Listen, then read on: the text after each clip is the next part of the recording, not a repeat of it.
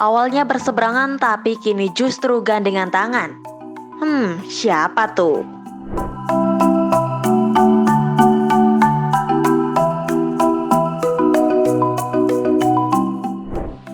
Hasil pemilu 2024 telah diumumkan oleh KPU.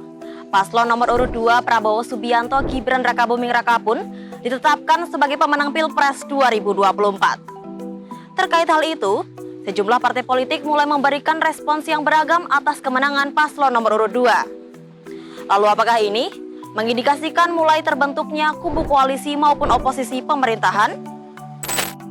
Respons pertama datang dari Partai Nasdem yang menyatakan menerima hasil pemilu yang telah diumumkan oleh KPU. Bahkan, Ketua Umum Nasdem Surya Paloh juga memberikan ucapan selamat atas kemenangan paslon nomor urut 2 Prabowo Gibran. Pernyataan tersebut Paloh sampaikan dalam jumpa pers di Nasdem Tower, Rabu 20 Maret 2024. Partai Nasdem menyatakan menerima hasil pemilu tahun 2024 yang telah dilaksanakan pada tanggal 14 Februari 2024 yang lalu. Baik pemilihan anggota legislatifnya maupun pemilihan presiden dan wakil presiden dalam Pilpres. Partai Nasdem juga mengucapkan selamat kepada pasangan Prabowo Subianto dan Gibran Rakabuming Raka sebagai pemenang Pilpres tahun 2024. Selang 2 hari, Paloh pun bertemu dengan Prabowo di Nasdem Tower. Prabowo disambut dengan karpet merah hingga pelukan hangat Surya Paloh. Ketum Nasdem menyebut pertemuan keduanya merupakan silaturahmi sahabat lama. Dalam kesempatan itu pun, Prabowo sempat mengaku selalu mengajak Nasdem untuk bergabung dalam pemerintahannya kelak. Pasalnya, ia menilai rakyat ingin melihat para pemimpinnya rukun dalam membangun bangsa. Lantas, Paloh menjawab kemungkinan pihaknya bergabung ke pemerintahan masih setengah-setengah. Kita lihat perkembangan ke depan. Berarti ada kemungkinan Bapak soal 2 kursi Itu 50-50 possibility-nya, Mas. Terkait hal itu, Ketum PKB sekaligus Cawapres nomor urut 1 Muhaimin Iskandar mengaku tak ingin berkomentar atas pertemuan kedua tokoh tersebut. Gak ada tanggapan. Sementara, Capres nomor urut 1 Anies Baswedan melihat pertemuan Prabowo Paloh sebagai sesuatu yang baik. Namun ia menegaskan pihaknya masih berkonsentrasi dengan gugatan yang tengah dilayangkan ke MK. Sehingga ia menilai apapun yang dikatakan Paloh saat ini masih bersifat spekulatif. Kami masih terus konsentrasi untuk proses di MK, dan itulah proses yang sedang kami kerjakan. Jadi perjalanan masih panjang, karena siapapun yang nanti terpilih itu pembentukan kabinet baru bulan Oktober. Sekarang masih bulan apa nih? Maret. Jadi apapun yang dikatakan hari ini semuanya sifatnya spekulatif. Di sisi lain, PKS yang juga mengusung narasi perubahan bersama Nasdem turut mengucapkan selamat pada Prabowo Gibran. Meski begitu, PKS menekankan pihaknya tetap menghormati gugatan yang dilayangkan kubu Timnas Amin, di mana mereka melayangkan gugatan sengketa hasil Pilpres ke Mahkamah Konstitusi. Hal ini disampaikan oleh Ketua Fraksi PKS DPR RI Jazuli Juwaini di Gedung DPR Senayan, Jakarta, Kamis 21 Maret 2024.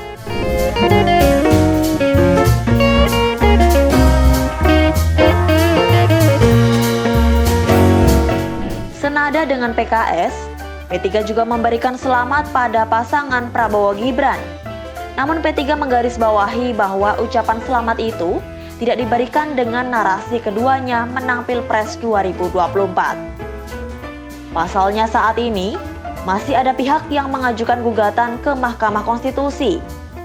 Hal ini disampaikan oleh Wakil Ketua Umum P3 Amir Uskara pada Jumat 22 Maret 2024.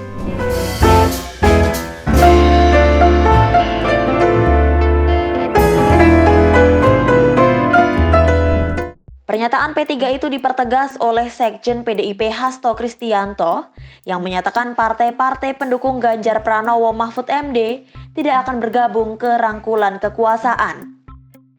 Hasto pun mengklaim, hingga saat ini parpol pendukung Ganjar Mahfud sangat solid. Hasto menyampaikan hal itu dalam jumpa pers pada Jumat 22 Maret 2024. Yaitu rangkulan kekuasaan, tapi kan juga ada rangkulan rakyat. Kami memilih rangkulan rakyat.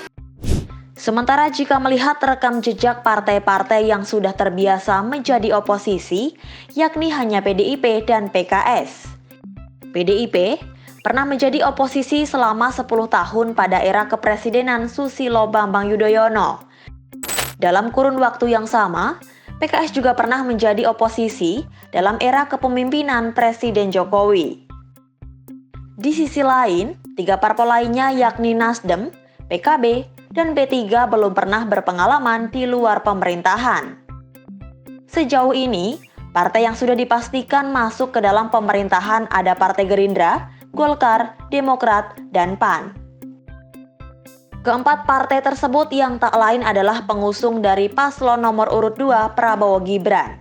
Namun tak menutup kemungkinan akan ada parpol di luar koalisi yang nantinya akan bergabung dalam pemerintahan. Keempat partai pendukung pasangan Prabowo Gibran pun menghasilkan 42,6% suara di parlemen. Namun, hal ini menjadi sebuah ancaman bagi pemerintahan Prabowo Gibran lantaran suara parpol dari luar koalisi yang kini berada di parlemen lebih dominan mencapai 49,6%. Guna mengatasi hal tersebut, Prabowo Gibran berkomitmen untuk merangkul partai koalisi pendukung Anies Muhaimin ataupun Ganjar Mahfud. Melihat hal itu, pengamat politik Ray Rangkuti mengatakan 3 partai politik koalisi perubahan seharusnya tidak patut bergabung dalam pemerintahan.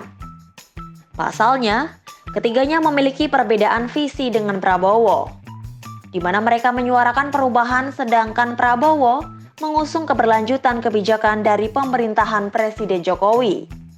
Sementara Rai menilai, PDIP jauh lebih pantas bergabung dengan koalisi Prabowo lantaran memiliki visi yang sama. Namun hal itu disebut sulit terjadi karena adanya Gibran Rakabuming Raka sebagai perpanjangan tangan Jokowi dalam pemerintahan ke depan. Dan saya menduga besar kemungkinan PDI tidak akan menyatakan bergabung dengan koalisi Pak Prabowo dan mengambil posisi sebagai oposisi terhadap pemerintahannya Pak Prabowo, lebih-lebih karena di dalam pemerintahan itu ada Gibran Rakabuming Raka yang merupakan perpanjangan tangan dari Pak Jokowi. Dan oleh karena meskipun begitu, saya juga ragu apakah Nasdem, PKB, dan PKS berani membuat semacam sikap yang tegas untuk melakukan oposisi.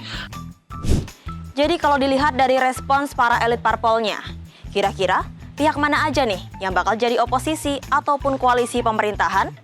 Tulis pendapat kamu di kolom komentar ya.